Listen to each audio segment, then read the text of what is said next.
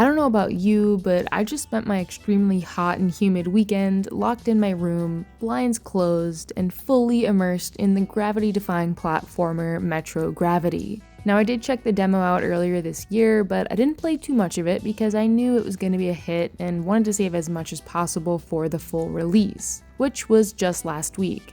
So I'm letting you all know right now that this is one game you shouldn't skip out on. Unless you get motion sickness. I do not, but sometimes things just happen in this game that totally mess with your perception of movement and space. And that's kind of the whole point. You wake up on a couch in this dingy, dungeon-like place, and as soon as you pull this lever, all the laws of physics you thought you knew fly straight out the window. Playing Metrogravity feels like performing some ancient magic ritual and relearning how to walk at the same time. It makes you feel smart and stupid, and I couldn't get enough. If things get to be too much, you can always lock gravity into place momentarily so it doesn't shift around when you're platforming, but where's the fun in that? It is really crazy how much this gravity shifting thing completely changes what it means to just move around in a 3D space. A room that's simply a big old box suddenly goes from having 1 floor to 6 floors.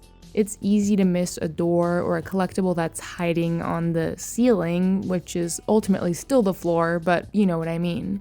Even after playing for like 10 hours, I'm still not over this whole gimmick, and I can't believe the dev was able to make it all work. Shout out to Marco for sending me over a launch key. Not to mention all the puzzles and weird abilities you collect in order to solve them, and the rhythm-based combat system. Metrogravity is chock full of ideas and creativity, and probably a bunch of late-night shower thoughts like, hey, what if this game also had a lady painting a river? Or a yellow submarine floating in space? Or this giant cat head that I think is teleporting me around while also beating me up?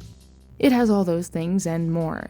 The game totally won't be for everyone, name one that is though, but man, it's not afraid to go there and do that and try new things. It's a very open-ended Metroidvania. You'll get stuck and lost and end up back where you started even when you were trying to use the map to go somewhere new.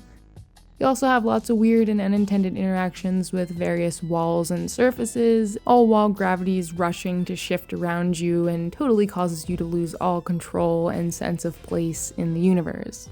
And you will have fun, especially if you go try out the demo on Steam to make sure the game's up your alley before you pick it up. So, funny story, I was about to finally start Pseudo Regalia right before I got the email about Metrogravity being released. That one is still up next, but I have heard many comparisons be drawn between the two games. In Metrogravity, you don't have quite as many base movement skills. The real challenge is just navigating this place and using your noggin to solve these supersized puzzles, often involving giant cubes or batteries, shifting gravity fields, your trusty grappling hook. They may not look all that challenging, but I found there to be quite a few head scratchers mixed in here, and I used pretty much every hint I could get, which you can conveniently phone in on these various telephones scattered around the world. The world itself is pretty cool too. Each area has a different theme, color, music, and of course a boss fight.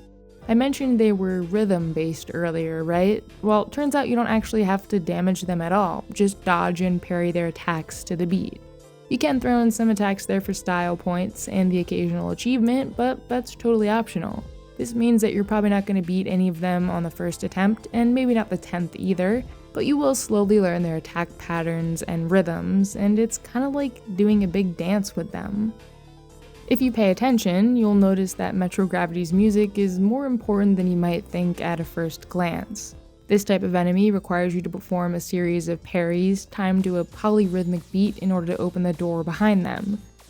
Our protagonist, Stephanie, can be found tapping her foot to the beat, and even the dialogue is like its own little melody. So, Marco, to answer the question you posed in your most recent devlog here on YouTube, am I trying to do too many things? Are people even going to care to play 10 hours of a bunch of confusing hallways and rooms? The answer to that is without a doubt yes. I love that your game doesn't really follow the rules. It breaks them and makes up brand new ones. Sometimes they did have me a little confused, but I made it through in the end and had some great moments of discovery along the way. If you're at all interested in weird and cool games, this is certainly one of them, and again, there's a free demo you can try to get a feel for the game if you're still not quite sure. This is the kind of thing my channel is all about, so hit subscribe if you aren't already, and to anyone who's been following me, I'm currently working on my next every game video, I promise. It's just taking a little longer than expected. Kinda how life goes, I guess.